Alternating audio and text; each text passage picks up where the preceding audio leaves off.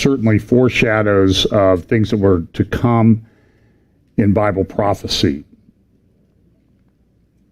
It is a very, can be a very distressing, as we noted last week, a very disrupted world, and very distressing. And I'll reiterate the verse that I quoted out of Joshua last week. Have I not commanded thee?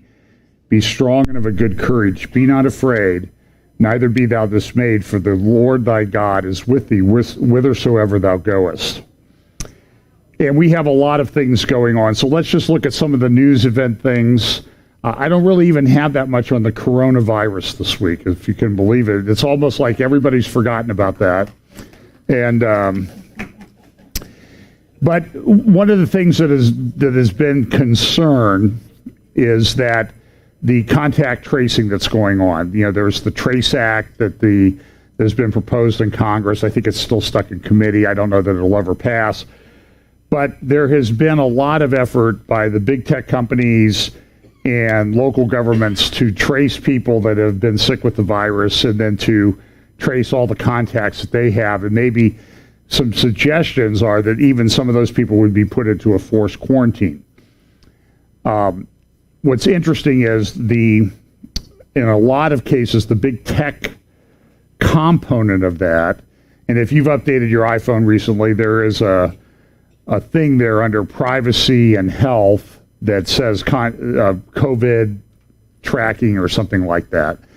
It's turned off by default, but it will be activated if you download a state government app to, it'll do contact tracing and that type of thing. It'll give your location out.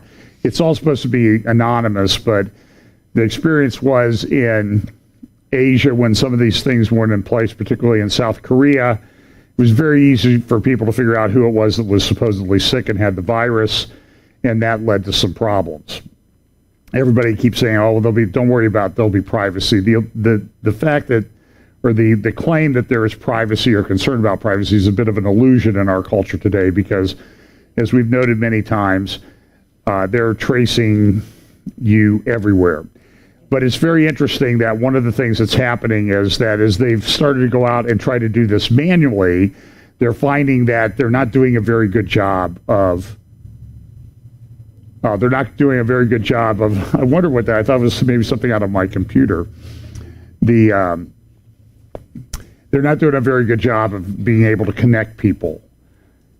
And the big tech companies have dropped out. In Israel, where they were using Shin Bet apps or technology to trace people, even there the government has decided that they had such a concern with privacy that they're backing off of that. So that's, I guess, a little bit of good news. The other thing that's related, I don't have a graphic for it. I did see an article this morning in the New York Times that they are actually trying to starting a lot of different virus or vaccine trials. There are, from what I've read, hundreds of these proposed vaccines. One of these is a DNA-based vaccine that has a lot of people concerned. I don't know if they're going to be able to develop it, because they've never been able to do this before with regard to humans, and I think they're just going to have a lot of public opposition to this, but we'll just have to see. They are doing trials. They had in the New York Times article this morning, they had a picture of a lady. I think one of them is a teacher, the other is a nurse, and they both are participating in some of the early vaccine trials. And nobody knows how this is going to go yet. As I said, there are a lot of ethical concerns and that type of thing with the vaccines. I just don't know how successful they will be, especially if, as it appears that the coronavirus thing is not as serious as they thought early on. There's still been a lot of people get sick, a lot of people die, but it's limited in some communities and certain places. So I just don't know that the push for the vaccines is necessarily going to be successful in this environment. And nobody's really talking about it publicly now anyway, because everybody else is concerned with about 20 other things. So that's my thought on that. I thought I had. Here's something coronavirus related. There are reports that parts of Beijing, even large portions of Beijing, have been shut down because of an outbreak of coronavirus. Don't know how serious that is. There are concerns about that. The report was on Monday, authorities locked down 10 residential neighborhoods near a market in the northern district of Haidian after a asymptomatic case was found there, almost doubling the number of citizens prohibited from stepping outside their apartments to 90,000 from about 40,000, according to official data. And China is using some pretty onerous rules to impose their views on things. And this is also a report, Wall Street Journal, tech spies pivot to the pandemic. Because of the concerns that people have over their privacy and their tracking abilities in these apps, they're now saying, oh, well, we're just against the coronavirus. They're sort of marketing themselves. And we'll see how this goes. I don't know that at this point that there's going to be much tolerance for these things. So there were two Supreme Court decisions this week. The first one was a decision regarding the 1964 Civil Rights Act. In 1964, Congress enacted a Civil Rights Act that prohibited discrimination based on race, religion, and sex. There have been and it was pretty clear when that was enacted that everybody understood that sex in that case meant gender, male or female. And you weren't allowed to, and it was mainly because there was a lot of concern that people were being discriminated against because they were a woman. They weren't getting hired. And so there's been a lot of push for affirmative action among women, among minorities over the years. It's to the point now where I believe, like, for example, in the law, the law school classes that people enter these days, the class that's there for 3 years before they graduate, there are actually more women in almost every class in every law school than there are men. But there was a concern in 1964 about sex discrimination. There was also the concern about race discrimination, and there's been massive amounts of litigation over the years, as you are all aware, about what constitutes race discrimination or sex discrimination. But in the case of sex discrimination, everybody pretty much understood that it was related to gender. You're discriminated against because you're a woman. There were many efforts made to modify the statute to include other things that people wanted. For example, they don't want people discriminating against you based on sexual orientation or your decision to be transgender or not, to change your gender. All of those efforts to amend the statute to broaden the definitions or include things in the statute failed. Every single one failed. As a result, it was pretty clear to everyone for decades. So we're talking a 1964 act, and you're getting up into the 2000s, 2010, into the Obama administration, and the act has not been changed. And people that felt that they were discriminated against on the basis of their sexual orientation could not bring federal civil rights cases. Now, there were a lot of state cases and local ordinances and state laws that were enacted to prohibit this, but at the federal level, it had never been done.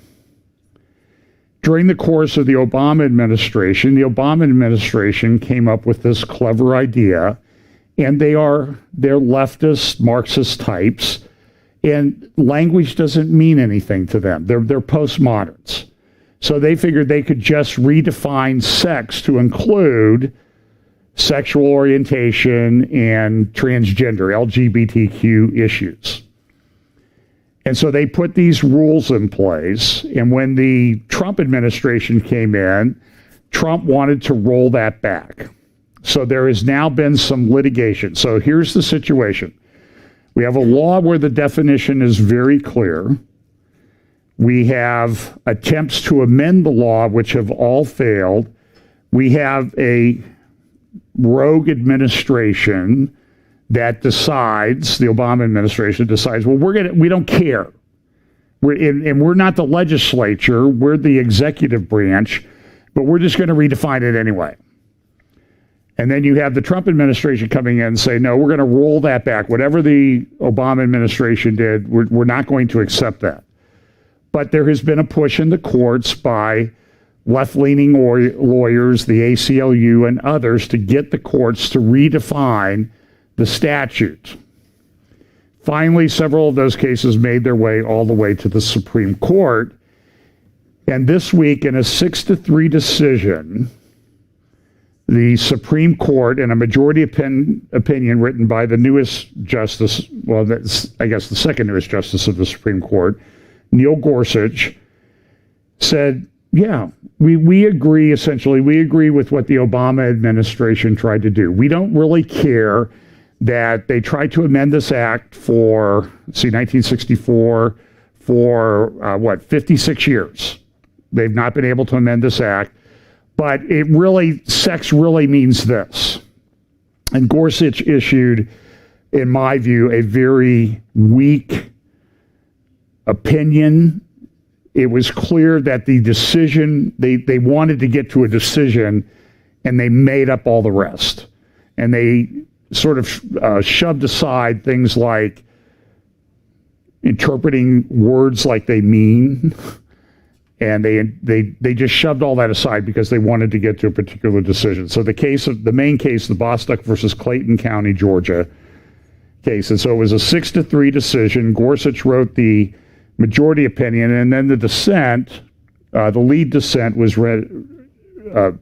issued by Justice Alito. And here's a little graphic that shows how they voted.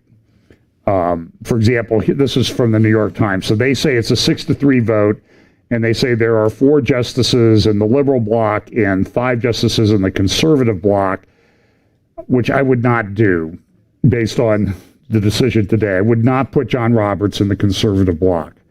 I don't care what people like, commentators like Hugh Hewitt say.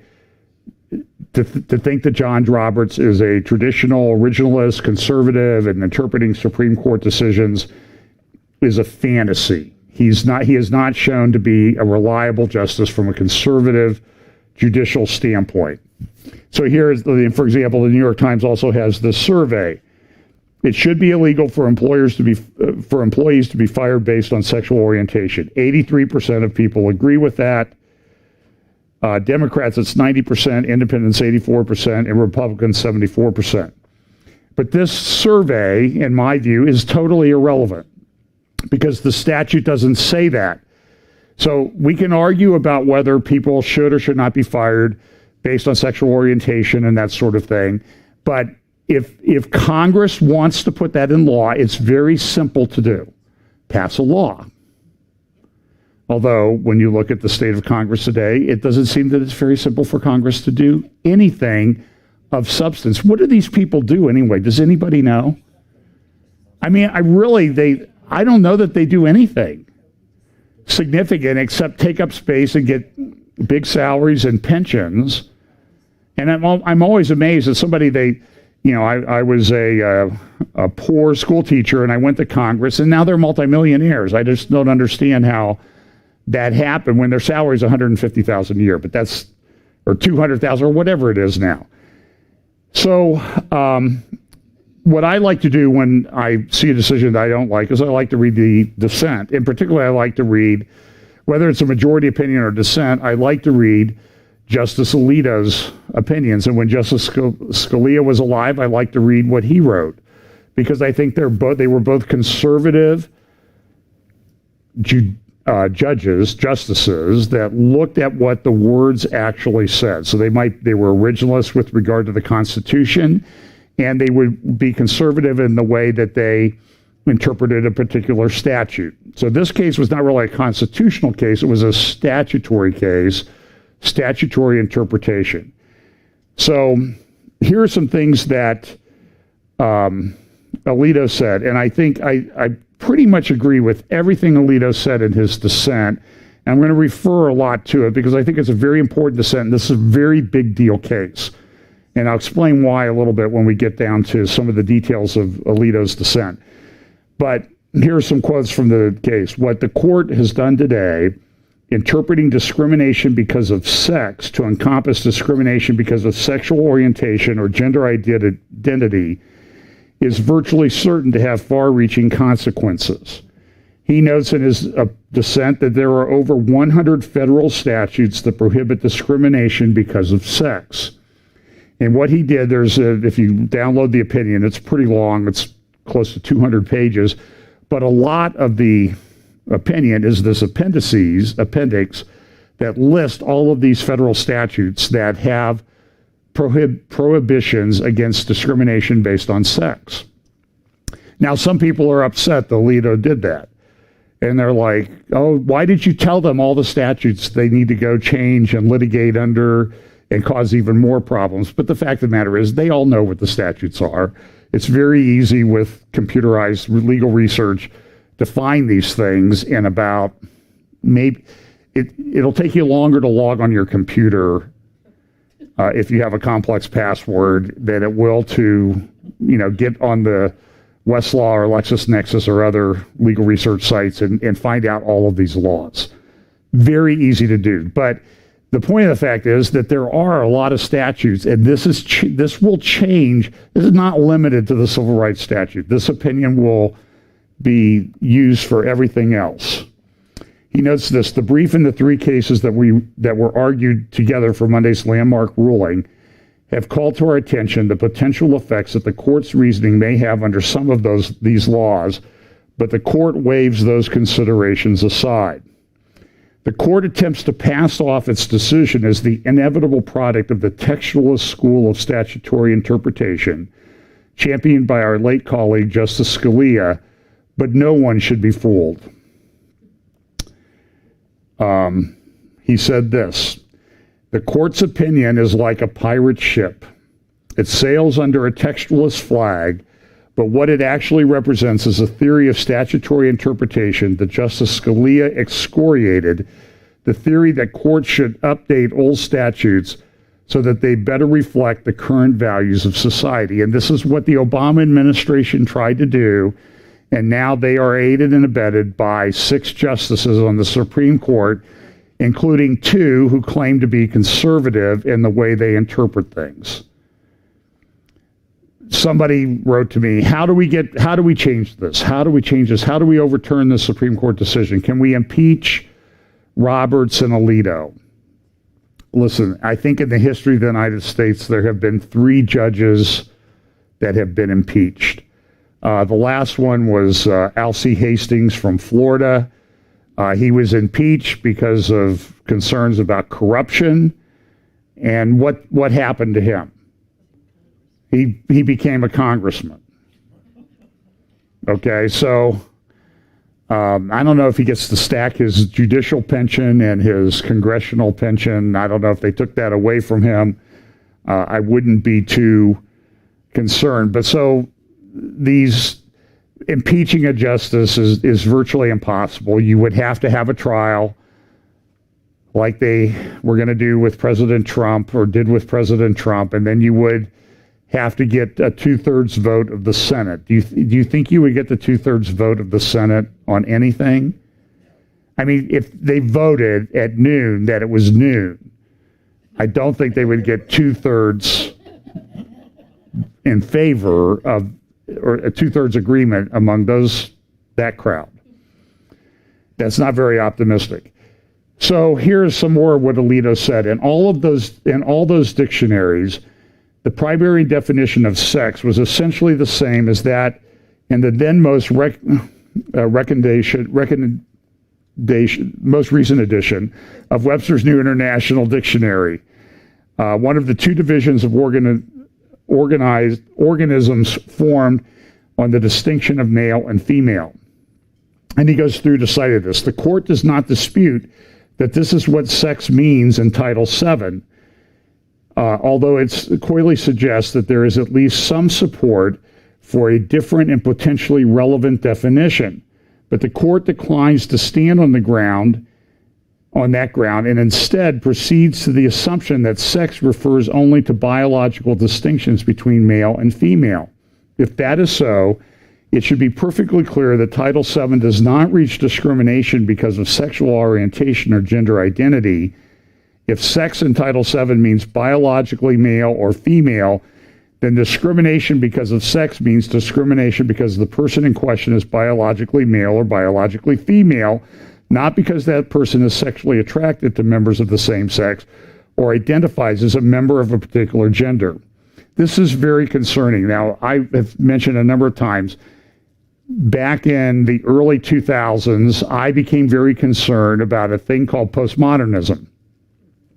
If you go down here to Ohio State University, you have, some people would say it's postmodern.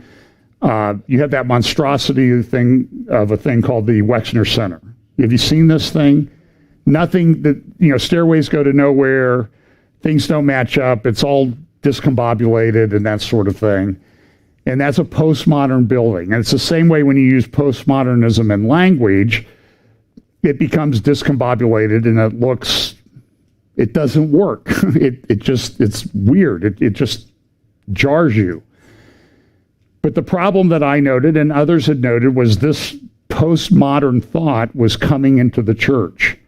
It eventually led to things like the emergent church and the emerging church and that sort of thing. But I remember I spoke about this at a conference in California in August 2001, a couple months before 9/11, and I said, this is not going to be a good thing if this redefinition, making language mean what you think, what you want it to mean, or what your feelings tell you it should mean, will be a bad thing. And I will tell you, it was a conference of mostly pastors and church leaders that I spoke at, and I had some pastors come up to me and say, John, you don't understand, postmodernism will be a good thing for the church. I'm not kidding you. So here we are 20 years later almost, and I would say that who was right in that particular situation?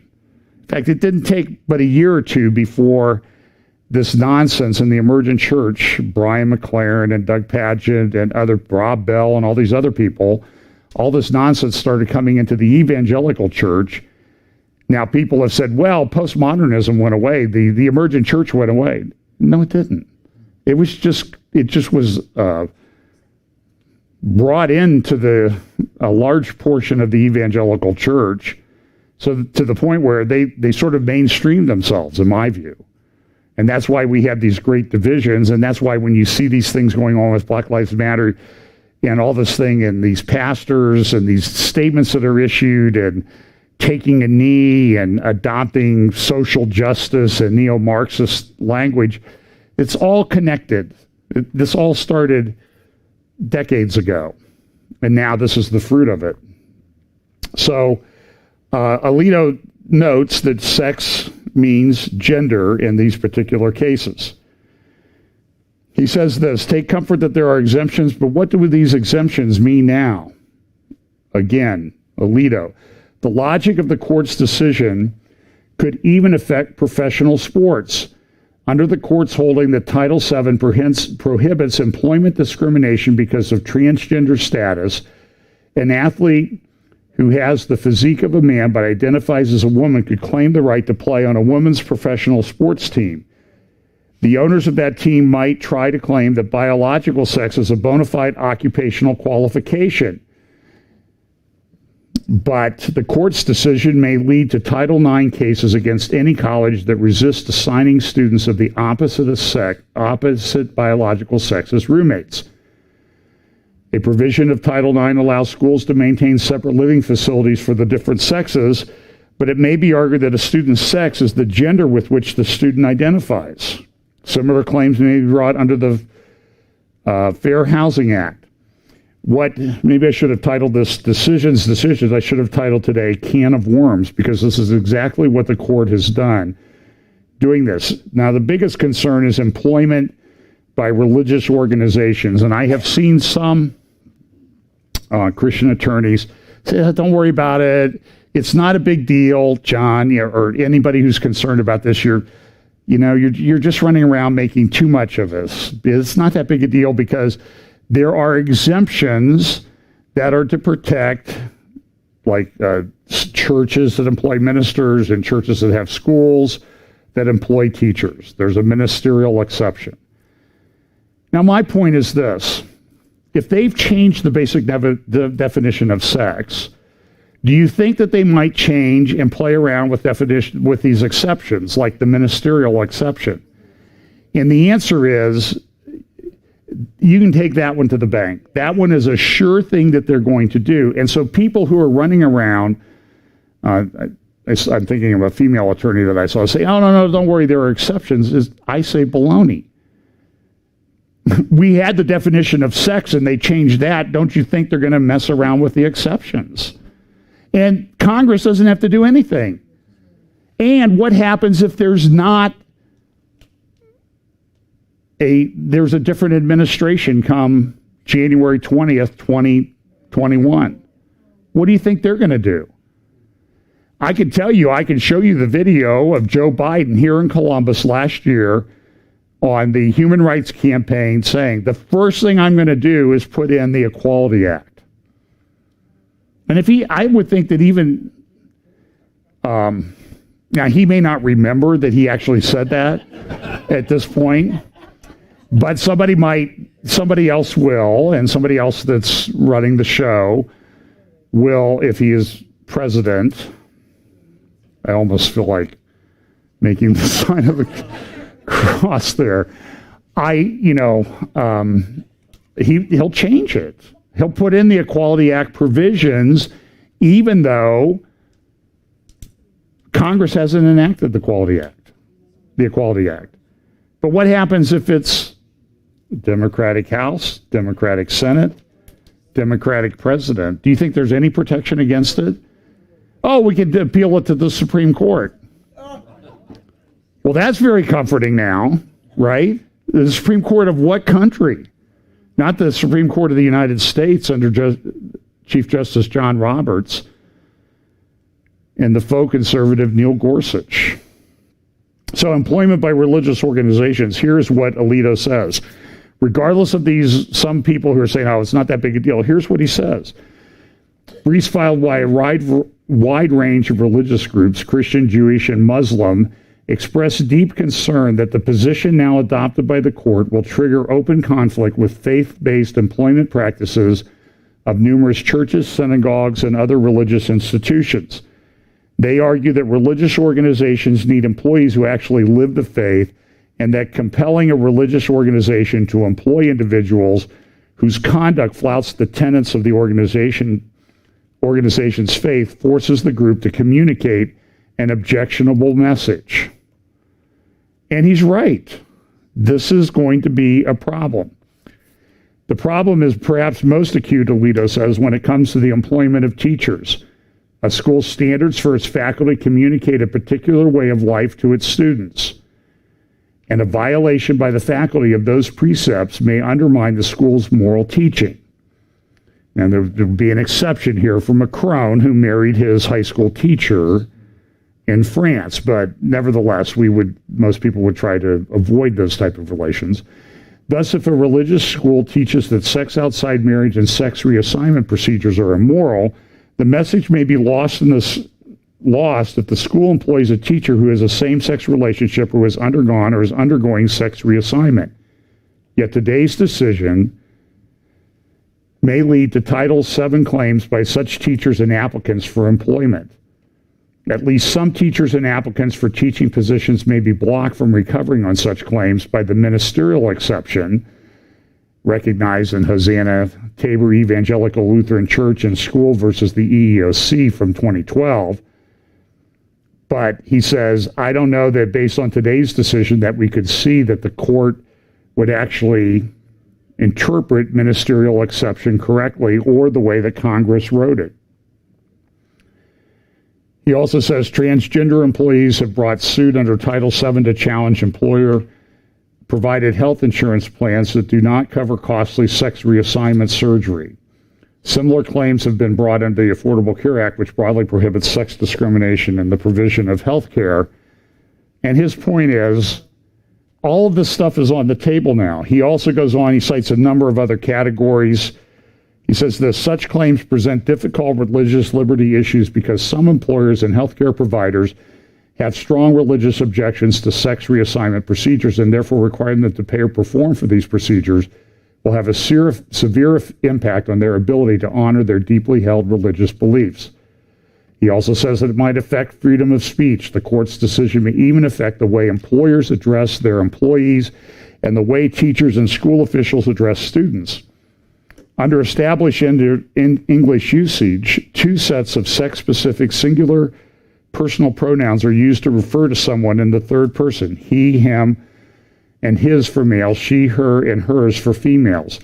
But several different sets of gender-neutral pronouns have now been created and are preferred by some individuals who do not identify as falling into either of these two traditional categories. Some jurisdictions, such as New York City, have ordinance making the failure to use an individual's preferred pronoun a punishable offense, and some colleges have similar rules. This is, it's sort of like, how would you describe things that go with the apocalypse? Now throw in the stuff about this Black Lives Matters and Antifa and social justice and terminology and all the things that are happening, and layer that into this situation, and what do you have? Listen, as I've said, I'm nearing my end of my career as a lawyer. It should be obvious. I'm an old man by some terms. Now I'm fine with that, okay? But I have to tell you, I put these things up each week, and I talk about these things from a biblical point of view. And I don't know. I have talked to other lawyers who are concerned that have similar beliefs that I do, that they're not going to be able to, they'll be fired by their law firm. They'll be terminated. And it's happening everywhere. I mean, you see a professor at UCLA who's terminated because he won't give lenient grading on an exam to students who are upset by what happened to George Floyd. There are a lot of things in this world that upset me, okay? I never asked for lenient grading that I know of. I prayed for it, okay? And but this is a problem. And so you throw all of this stuff, you add all this other burdens about what you can and can't say, and it's pretty clear we have a major, major problem. And the problem, if not dealt with correctly and aggressively, there's no doubt that it will lead to Christian persecution. The Wall Street Journal, in their editorial after the decision in the civil rights case on the definition of sex, called this another win for the Kagan court. She's, Elena Kagan is a very, very liberal Chief Justice of the Supreme Court. She was a dean at Harvard. And so here's what the editorial says. Congratulations to Chief Justice Elena Kagan on her big win Monday at the Supreme Court on gay and transgender rights. But she might as, okay, she isn't the chief, but she might as well be, as her redefining of Antonin Scalia's jurisprudence prevailed in a startling 6-3 ruling that included Chief Justice John Roberts and Justice Neil Gorsuch.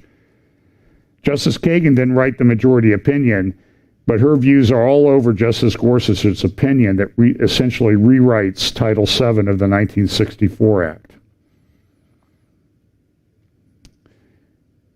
While Justice Gorsuch, the Wall Street Journal editorial says, concedes that the homosexuality and transgender status are distinct concepts from sex, he says that discrimination based on homosexuality or transgender status necessarily entails discrimination based on sex. The first cannot happen without the second. And that sort of encapsulates what Gorsuch says. It's a direct quote of what he says, and it's absolute, complete nonsense. And how many people fought to get this guy on the court?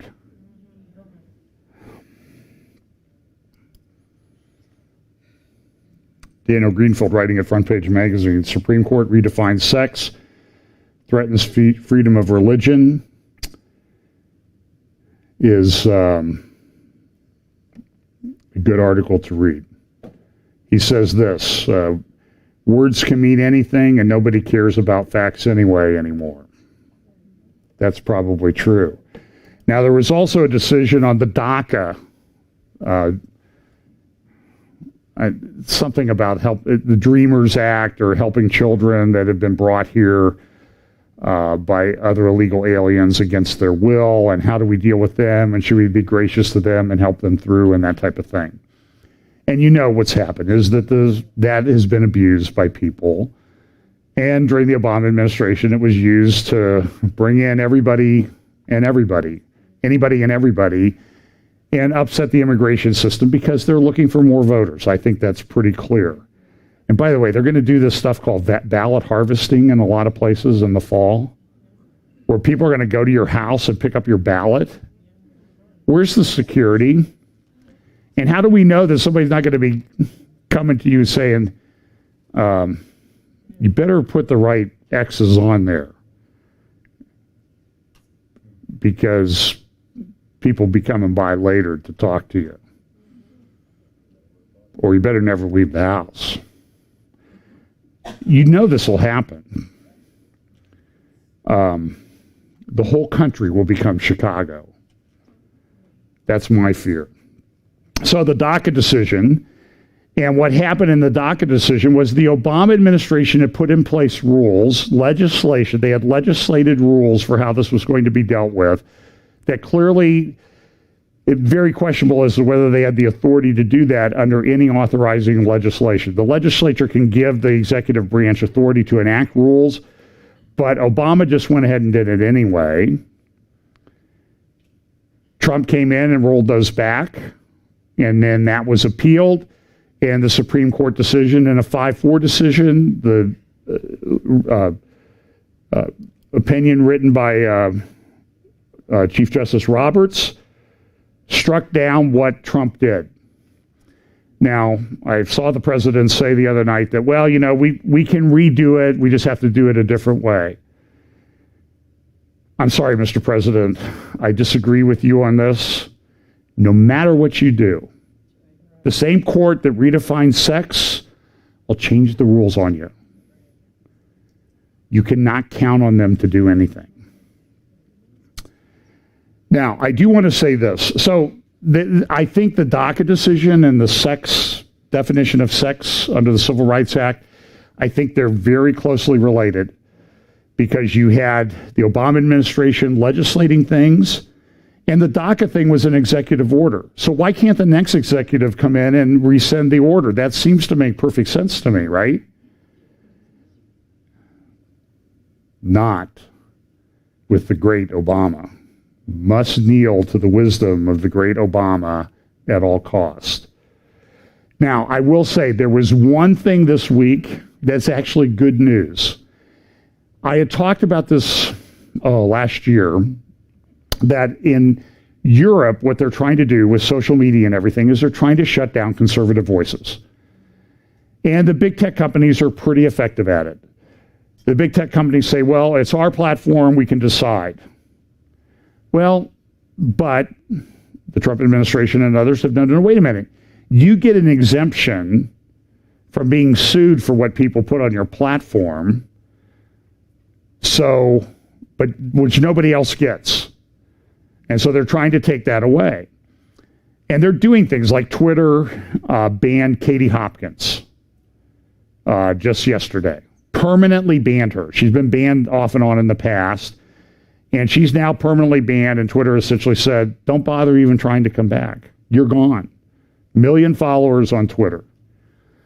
And you may not agree with all of her views of the way that she says things, but you have these Antifa activists posting things that are kill the cops and that type of thing, and they're okay. Katie Hopkins says, look at this thing, it's what's going on in the world, it's insane, and she's banned. So what what they did in Europe, France and Germany have enacted essentially hate crime legislation that requires if there's questionable content, objectionable content on their platform, they can be told by a government employee, you got 24 hours to take that down, or you're going to be facing fines of like $50,000 a day or an hour. Now, part of what they did was they went to these countries in Europe that don't have any compunction against controlling your thought, like France and Germany. And we've had problems with France and Germany in the past, if you may know from studying history. So France and Germany have put in place this legislation. A very left-wing member of parliament in France put in this stuff, and it was appealed, and then the French court came out, praise the Lord, and said, this law is unconstitutional in France. The Macron administration supported it wholeheartedly. My concern with it was that Google, Facebook, Twitter, all the big tech social media platforms were going to adopt the restrictive European rules and apply them to the United States, where we have a different constitution and different freedoms. Because the most restrictive they're just not going to bother saying, well, that's the U.S. and this is Europe, and we live in an international community. We'll just choose the most restrictive one. And we'll choose Europe. Because we appreciate Europe stepping up to the plate, because otherwise it would look like we were supporting China and their restrictions. So this is the flagship provision in France's new law, which was supported by Emmanuel Macron's government and sponsored by his party, created an obligation for online platforms to take down hateful content flagged by users within 24 hours. If the platforms failed to do so, they risk fines of up to 1.25 million euros, or about 1.4 million. We'll multiply that by thousands and thousands and thousands of these things. And the left is going to do things like this. Now, I've been seeing reports that, President Trump had a rally in Tulsa last night, and it wasn't a full arena. But now it appears that there are reports that people on the left were flooding the ticket requests and getting ticket requests, knowing that they would never show up. This is how they were very clever at using social media. So this is what's happening. So this is good news, though, that this law in France has been struck down. It's being challenged in Germany. Other countries are also grappling with how to regulate online content, the article says. In Britain, policymakers are drafting a new online harms bill that would restrict certain violent and extremist content from being shared, like Katie Hopkins or J.K. Rowling saying this transgenderism stuff is hurting women. I mean, she's very supportive of women's rights, but so she says the transgender thing is hurting women. And at some point, are they even going to have women's sports in college? Why worry about all this nonsense and get rid of it and just I have a football team, I have a basketball team. If you're good enough, you get to play on the sports team. And it's all done merit-based. We don't care, race, sex, color, whatever. If you're good, you're on the team. Oh, and if you're a biological male who's running over biological females, you're going to get whooped when you try out for the man's football team or basketball team or track team, because you're a bad male athlete pretending to be a female athlete so you can get an award. And I think the whole thing is just it's indicative of, I think, a reprobate minds that are operating at every level. So that is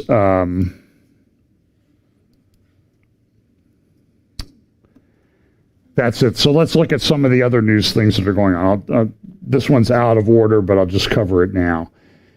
Egypt and Ethiopia are on the verge of war. Egypt sent tanks last week into Libya. And so the reports I'm reading today is that that Egypt and Turkey are on the verge of war.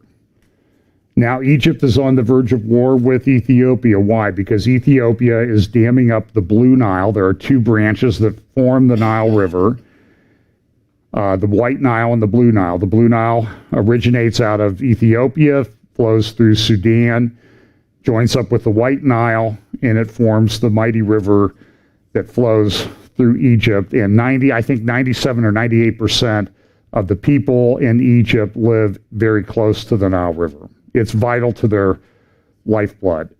And we're talking about a country of 90 million people. And there's also some prophecies in Ezekiel and Isaiah a little bit about the Nile that I don't have time to go into right now. You might look those up because I think this is a Bible prophecy thing. So Ethiopia is filling up the grand Ethiopian Renaissance Dam. The acronym is GERD. And as I noted to somebody this week, it appears that the Ethiopian GERD is giving heartburn to Egypt. And so they're filling it up. It'll take 5 to 15 years to fill this up. But as they fill this up, if they fill it up in a very short period of time, for every percent that they go up, it takes away 200,000 acres of Egyptian farmland. This is a big problem. Hungry people get angry. So this is leading to war. And so they've been having negotiations. They've been going back and forth. They have mediators, meetings, all this stuff. And this week, the negotiations are not going anywhere. And Ethiopia said, we're starting. We're starting to fill it up. We'll try to work this. And so these water things are becoming a big deal. I mentioned last week that China is taking over the rivers coming out of that's why they want Tibet so badly, because they control the rivers coming out of the Himalayas, and they can shut off the water to Pakistan or Bangladesh, India, Thailand, Cambodia, Myanmar. They control it all now. And big problems in Vietnam and Cambodia with the Mekong River being, even though they had pretty good rains last year, China had a drought, so they took a lot of the water.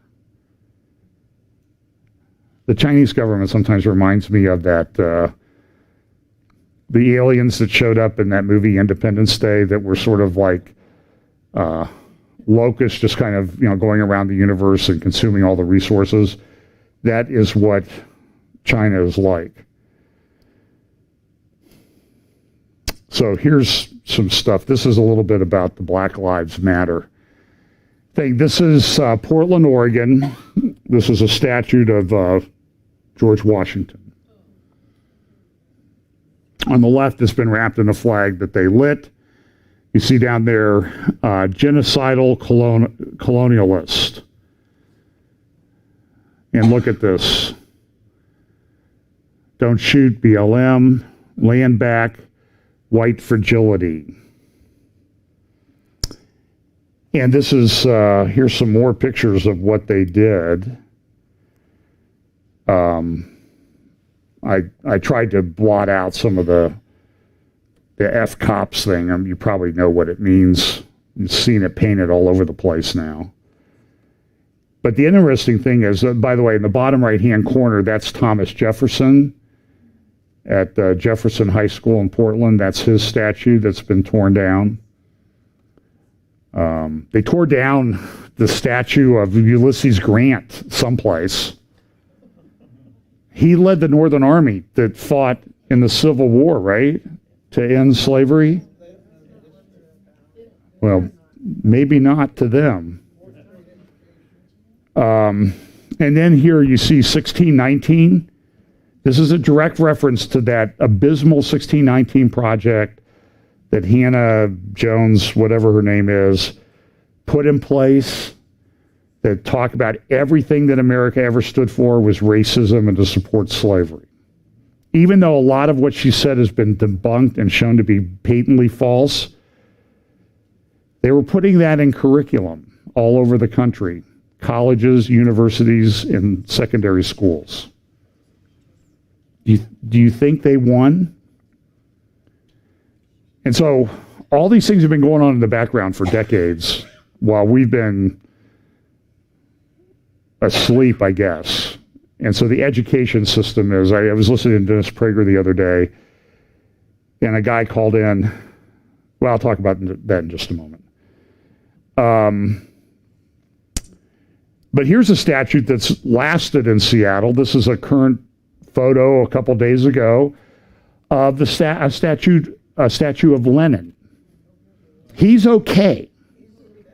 Killed millions, but he's okay because he was a Marxist, communist, and we like him. And you see the narrative is changing. This has been posted on some of the social media accounts of the BLM and Antifa supporters. The New York Post suggested that the riots now could be call them the 1619 riots, to which Hannah Jones, the author of the 1619 Project, said, "It would be an honor if you did that. Thank you."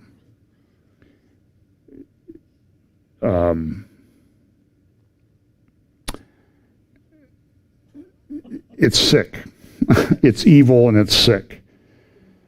Here's an editorial from Friday, Why Juneteenth Matters, in the New York Times. It says here, the big thing says, Black Americans fulfilled Lincoln's promise of a new birth of freedom. Now, this is an editorial that passed the editorial standards of the New York Times. Here's what it says. This is a direct quote from the editorial. Neither Abraham Lincoln nor the Republican Party freed the slaves. They helped set freedom in motion and eventually codified it into law with the 13th Amendment, but they were not themselves responsible for the end of slavery. Oh, what was? They were not the ones who brought about its final destruction. Who freed the slaves? The slaves freed the slaves. So, a lot of them helped. We're grateful that they helped in that evil institution. But do you see what's happening here? The narrative is, Lincoln, he was a white guy. He couldn't have had anything to do with this. Ulysses Grant actually, at one point, somebody gave him a slave and he freed the guy.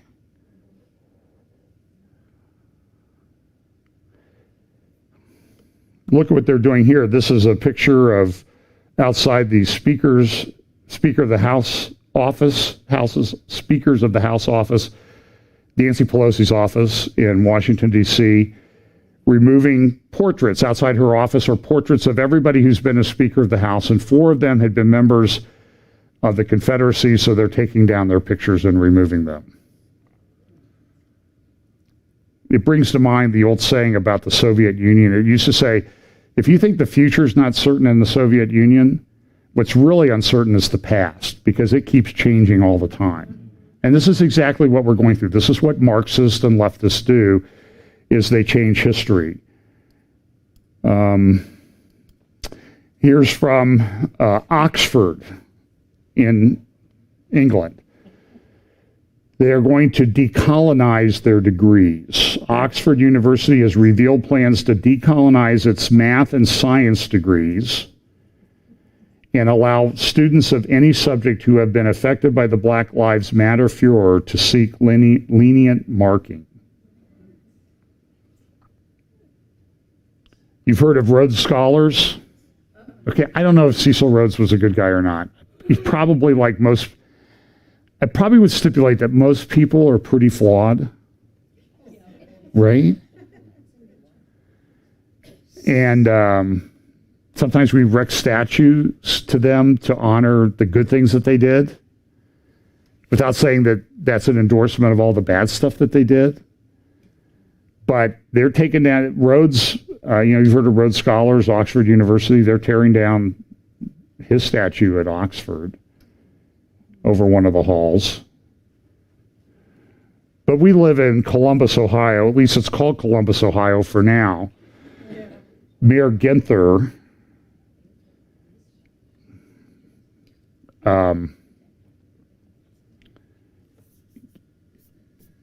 this guy has demonstrated that he's incompetent. telling police to stand down when these protests are happening downtown.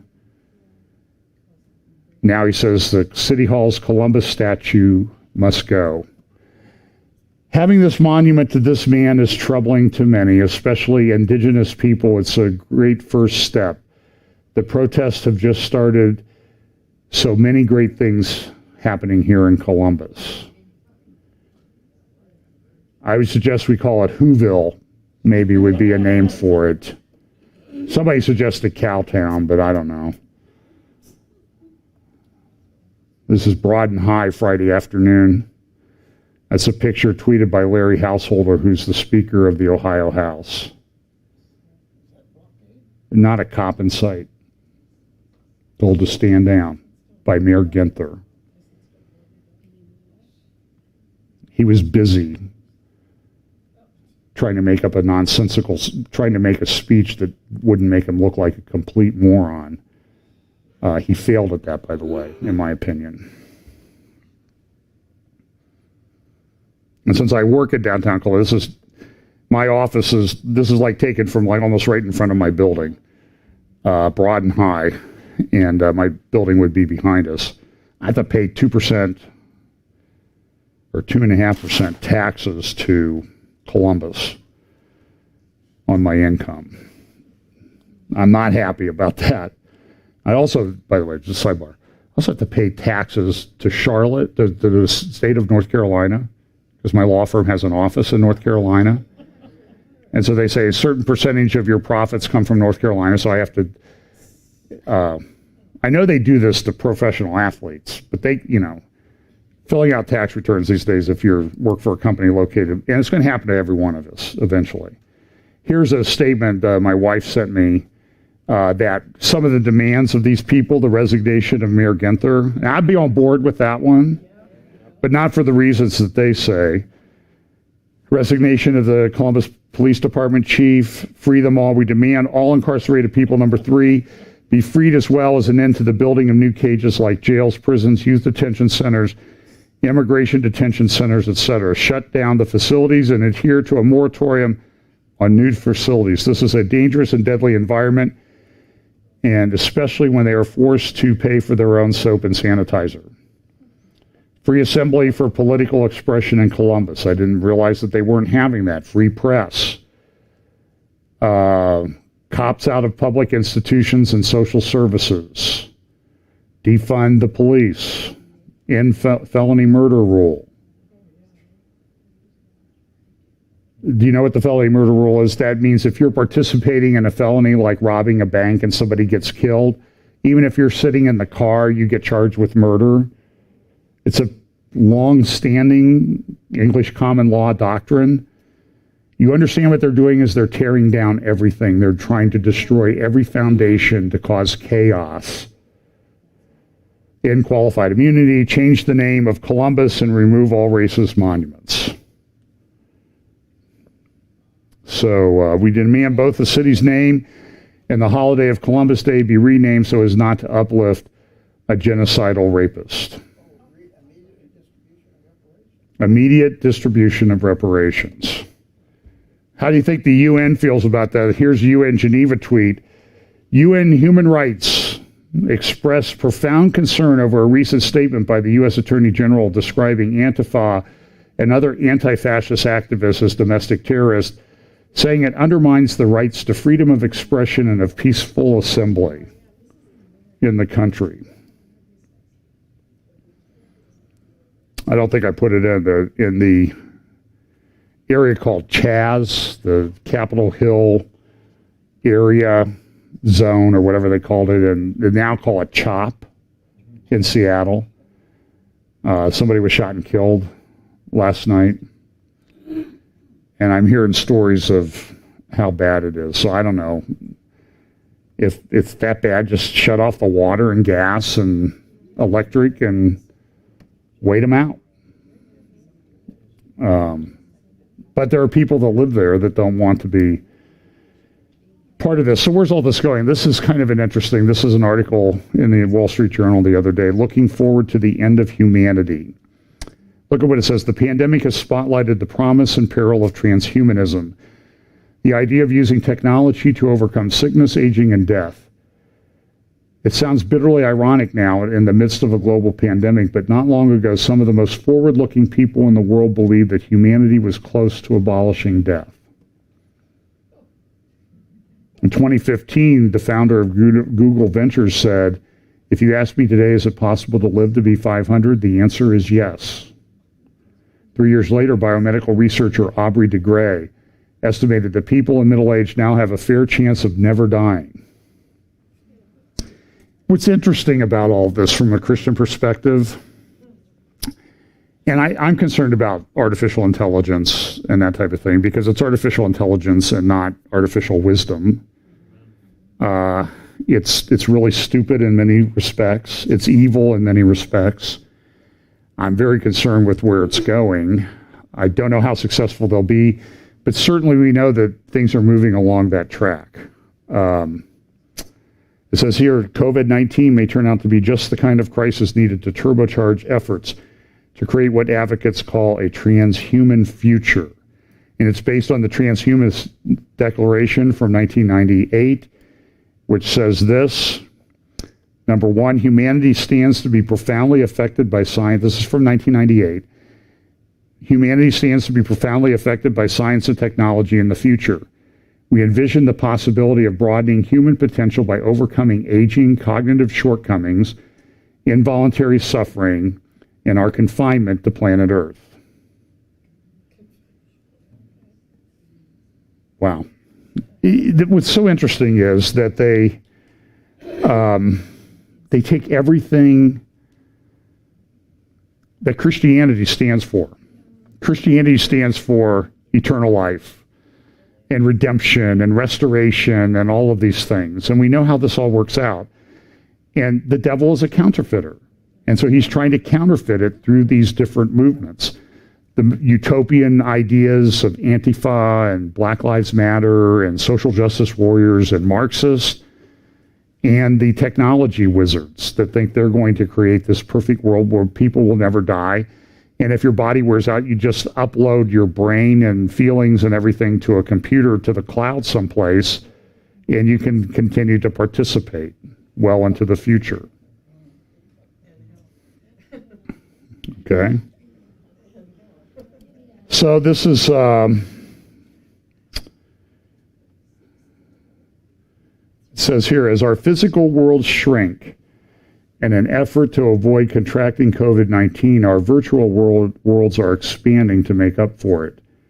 For this foreseeable future, many of us will be attending virtual schools, worshiping at virtual churches, and socializing at virtual parties. And the history of the internet suggests that once things move online, they seldom move back.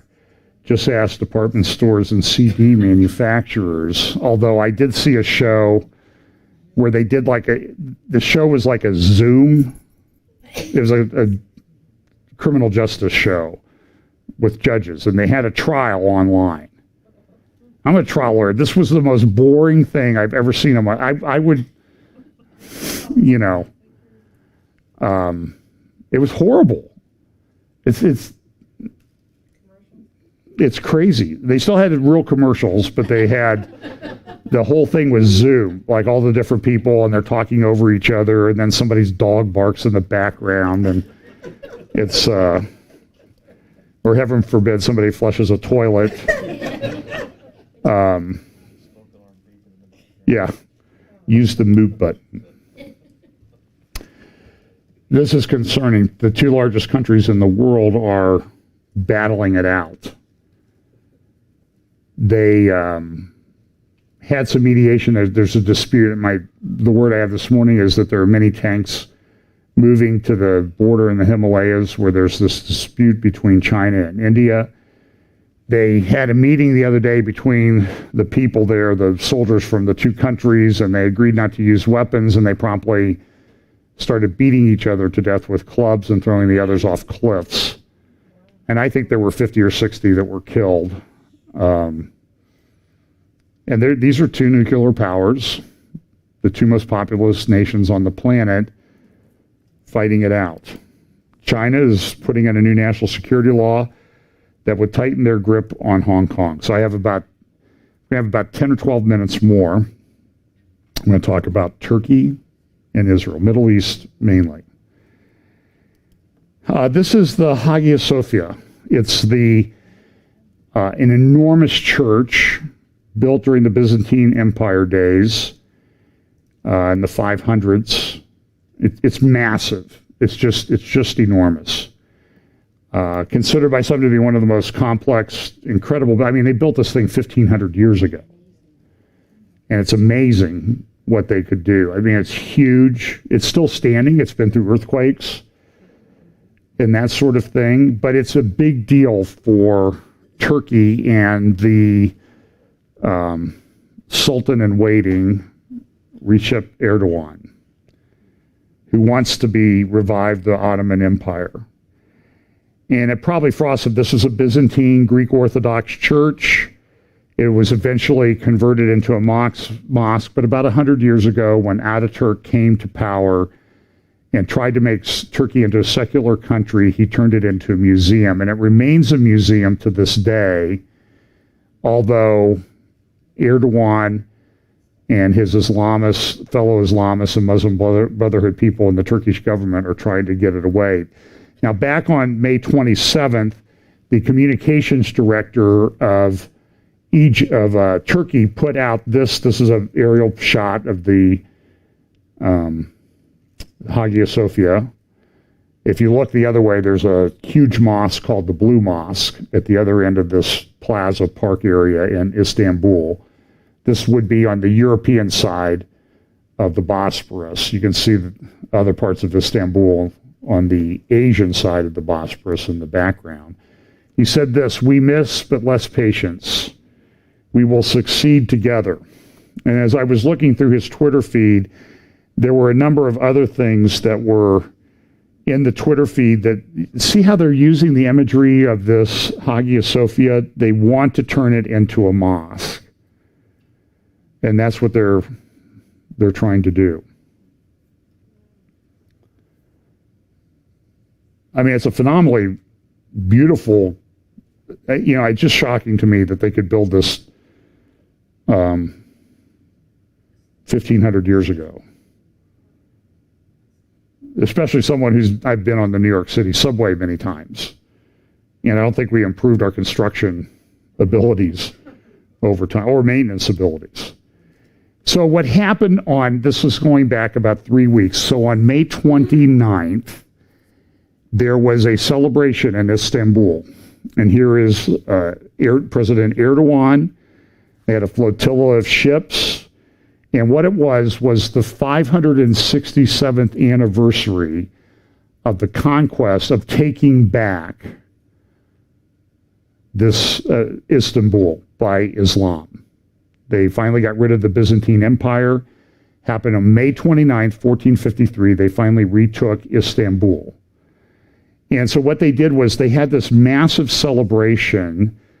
This is a clip from some of the TV things. This is talking about the general who came in and took back this. This was, I was able to download this from Turkish television. And they have this, it's very well done. But this is a big deal. So when they were playing this, they were having people speak, they were having messages. Erdogan himself spoke. You'll see that in a moment. And it tells the story, these videos and that type of thing, it tells the story of what happened 567 years ago. And what they did was they did like a laser show projecting this on the outside of the Hagia Sophia in Istanbul. Very similar to what we saw that was done when we were in Jerusalem in 2017. They projected these videos and things on the walls of the old city of Jerusalem. Really quite stunning.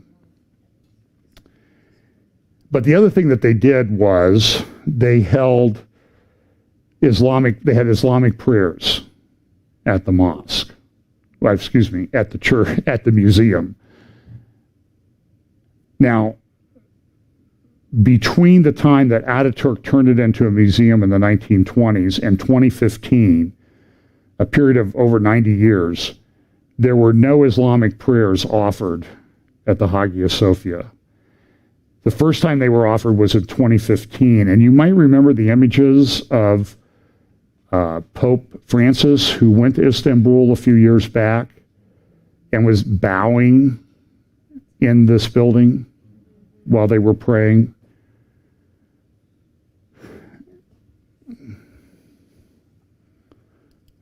Let me fast forward it here. Here's Erdogan. He started to speak.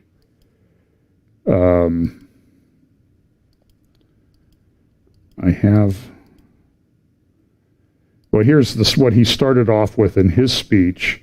Rahman Rahim. In the name of God, the most gracious, the most merciful. So this guy is an Islamist. And this building is a big deal to him. Turning it back into a mosque is a big deal. Now, he hasn't succeeded yet. He gave a long speech where he talked about Sultan Mehmed Han, who came and took back Istanbul 567 years ago. And in the inset there, you can kind of see some of these is a video being projected on the walls of the Hagia Sophia. Pretty good technology, by the way. You see how they do this is all projected on the building.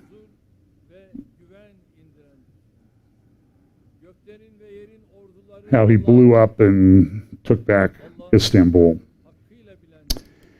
So there is, now what's happened is there's been some pushback.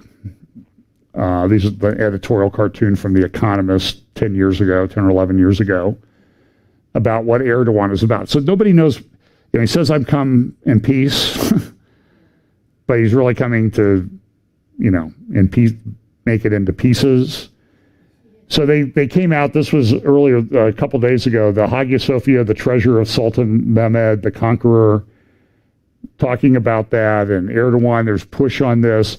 This is a Greek paper. There's a lot of tension over this now between the Greek Orthodox, which it was a Greek Orthodox church, Turks pushing for Hagia Sophia as a mosque, and there's a lot of tension. And so some people think that Greece and Turkey may even go to war over this. Again, it's just another one of these wars and rumors of wars.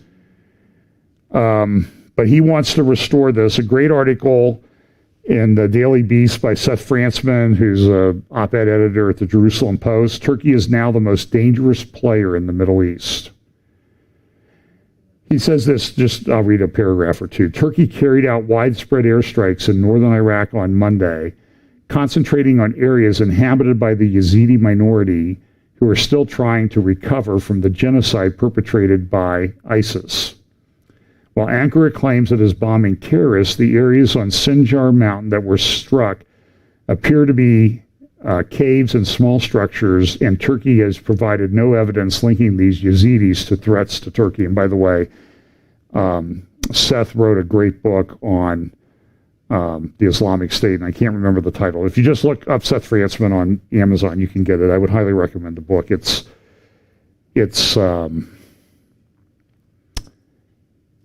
Well, I think I told Seth this. It's like a walk through the apocalypse, reading about what the Islamic State did. So there's just a number of series, and so what you see right now is you see Turkey getting involved everywhere. They're involved in Libya. They're involved in Syria. And now news reports are that they are involved in Yemen. And all of this is part of Erdogan's plan to restore the Ottoman Empire. That's his goal. He wants to be the Sultan. But you also, if you read some of what Erdogan writes and his view, he has a very long-term view of things. And he's, well, if I'm an old man, he's almost an old man because he's actually 2 days younger than I am. But I don't think he really cares necessarily if he accomplishes it. He wants it to be accomplished by Turkey and the restoration of the Turkish Islamic Ottoman Empire. That's very important to him. When he was a young man, he would take a ferry. His family came from around the Black Sea in central Turkey. Actually the area of ancient Assyria, the northern part of the Assyrian Empire. was where his family was from. He was born in Istanbul, he was the mayor of Istanbul, and now he is trying to restore the Ottoman Empire. But when he was a young man and taking ferries back and forth to Quran school in Istanbul, he was well known. He received awards for reciting the Quran. He would stand on the bow of the ferries and recite the Quran as the ferries commuted back and forth across the Bosporus. He is very well steeped in this. So he's going on. He's done things like he's trying to restore, for lack of a better term, I'll call it the blue water mandate that he thinks he has. The dark blue areas of the Mediterranean he is claiming for Turkey. And now he's entered into this agreement with with Libya for the Eastern Mediterranean control, because he's trying to shut off Israeli gas, getting from the Israeli fields in the Eastern Mediterranean up through Cyprus, over to Greece, and on to Europe. He wants to control that. So he's making claims on that. Turkey really doesn't have any gas resources of its own. Interestingly enough, Egypt right now is threatening into a similar maritime agreement with Greece. So if you could just back off the picture a little bit. So Egypt would have, see that line that goes from Libya to Turkey? There would be a line like that, a cone like that would go from Egypt to Greece, because they're not getting along, because Erdogan is Muslim Brotherhood to the core. The leadership of Egypt is not Muslim Brotherhood. So Erdogan is involved in all of these conflicts. They've amassed a tremendous amount of Russian debt. What they've tried to do is they've tried to buy more gas from the U.S., liquefied natural gas, because of the pandemic. It's cheaper. So he's trying to do that to control that.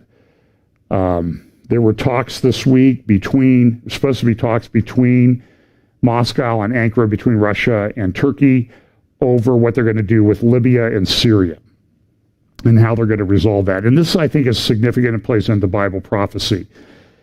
So that's Seth's article in the Daily Beast. He also has an article the other day in the Jerusalem Post, the pro-Iran Islamic worldview of Turkey's foreign minister. And I'm not going to try to give you this guy's name, but he had a meeting in Ankara this week with Zarif, the foreign minister of Iran. Now, a lot of people run around and they say, Iran is Shia, Turkey is Sunni, they'll never get along, they'll never cooperate. And this is the tweet from the foreign minister of Turkey saying, "My brother, foreign minister Zarif of Iran, was my first guest during the new normal. Signed a memorandum of understanding on diplomatic and consular premises, standing against unilateral sanctions on Iran. Pandemic showed as of today we need cooperation and solidarity more than ever." So they had that meeting on Monday, June 15th, last Monday.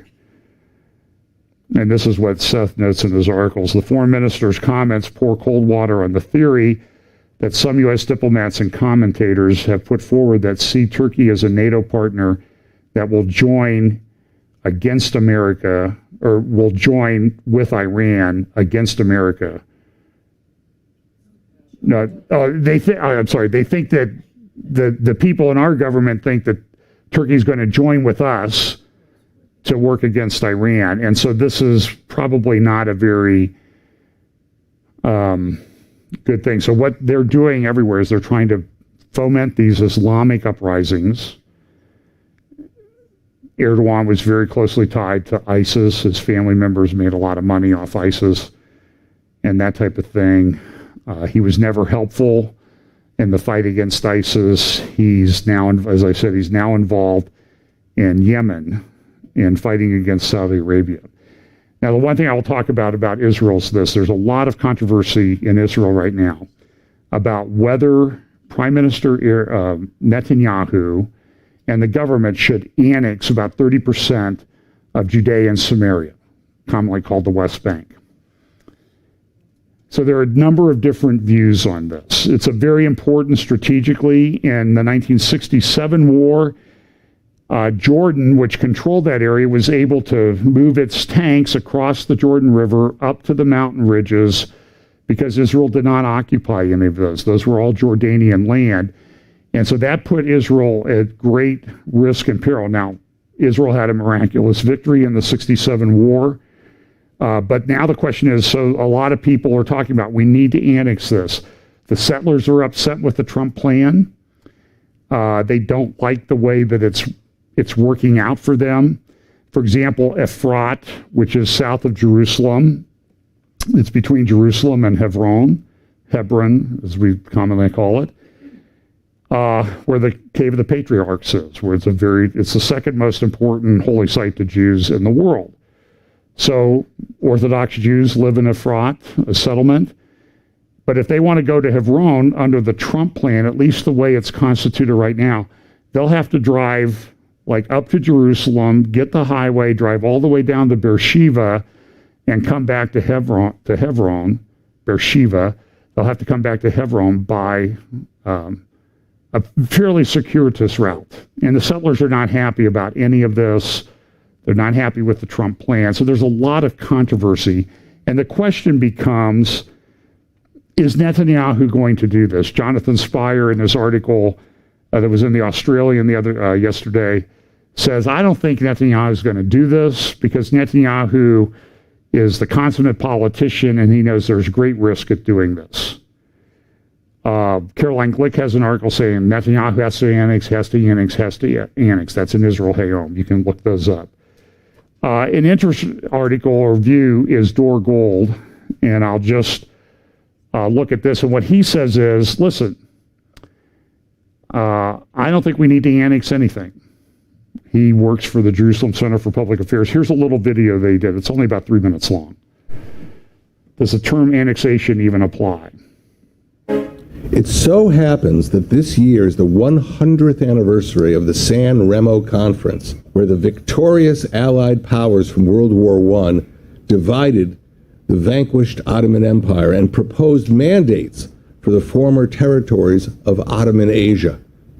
The territory that was to become British Mandatory Palestine was designated as a future Jewish national home, already back then.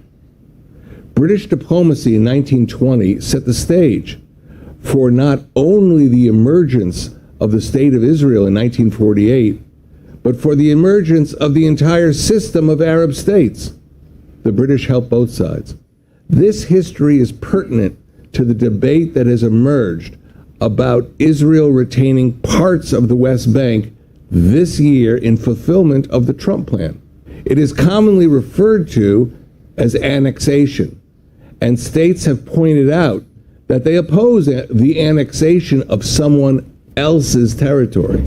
The statute of the International Criminal Court, in fact, defines as one of the acts that constitutes the crime of aggression, specifically as the annexation of the territory of another state.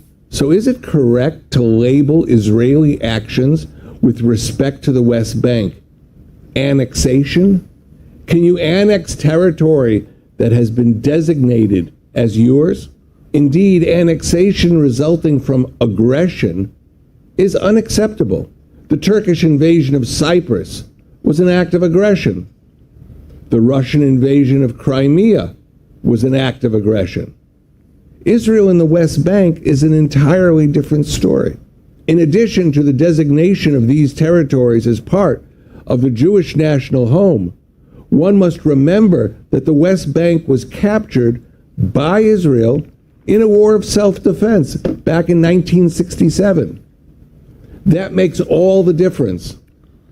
The great British authority on international law, Sir Elihu Lauterpacht, drew a distinction between unlawful territorial change by an aggressor and lawful territorial change in response to an act of aggression. It would be more correct not to use the term annexation, but rather the application of Israeli law to parts of the West Bank. The idea that the Jewish national home applied there was in fact backed by much of the international community from San Remo onwards. Even Article 80 of the UN Charter in 1945 established that the national rights from the period of the League of Nations carried over to the newly established United Nations. In 1920, British leadership under Prime Minister Lloyd George was pivotal in protecting Jewish national rights.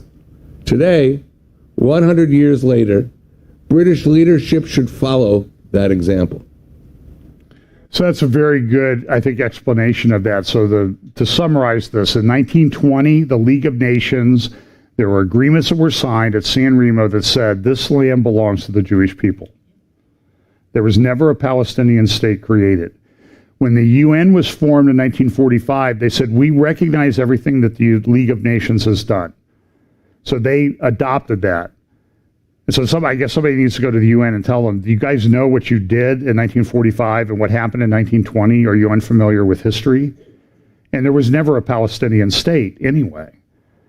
So how can you take...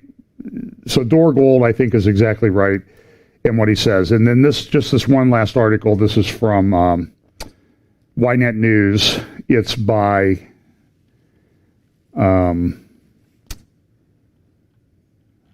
trying to remember the Ron Ben Yishai, and he is one of the most respected sort of war correspondents journalists in Israel. He wrote a very good article. You can look it up and get a translation of it about Iran. What's Iran doing? What are they trying to do? Are they going to do something now? Are they going to do a little bit now? And a lot later, they're going to do a lot now. He said it's up in the air, but his conclusion is that he thinks that Iran is going to try to do some things to interfere in the U.S. election and maybe get somebody else elected that would be a little more sympathetic to them, that might reinstate that JCPOA agreement. But they may go ahead and try to do something now. But Iran is still very active, even though they're having tremendous financial trouble. Their society is falling apart in many respects. They're still, I think the leadership is of a mind that they have a demographic problem. They have all sorts of problems. And they don't have a lot of time left to not do anything. So if they're going to do something, I think they're going to do it. And that's why I think they're reaching out to Turkey. Because the ultimate goal is to get rid of Israel. And that's prophetic in and of itself. So interesting world this week. Again, a lot of troubling things, a little bit of good news, but I didn't even talk about the economic news. It's still, the Fed guys come out and they talk about how bad it looks, and they have all the money in the world that they're just printing, and they're concerned about it. It could be a very rough end of summer and fall in terms of conflicts and unrest and that type of thing. But listen, we know that Jesus eventually will return and we'll be with him. He'll clean up this mess. And listen, the AI guys spent all this time and money saying, hey, boy, you know, we can make it so you can have like a heavenly existence. Well, we know that Jesus promises that. However we depart this life, we're with him, right? And that's really our goal. So let's pray. Father, thank you for your word. We pray that you will bless us this week, give us opportunities to share the hope that we have as believers that eventually Jesus will return and make things right in this world. And that our hope is always that however we depart this life, we will be with him. Bless us this week. In Jesus' name, amen.